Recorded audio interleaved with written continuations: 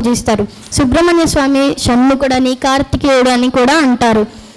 మేమైతే సుబ్రహ్మణ్య స్వామిని మురుగన్ అని ఆప్యాయంగా పిలుస్తాం. మరి నీకు మురుగన్ డాన్స్ తెలుసా? అవునా, మీరు సుబ్రహ్మణ్య స్వామిని మురుగన్ అని పిలుస్తారా? నాకు మురుగన్ డాన్స్ తెలియదండి.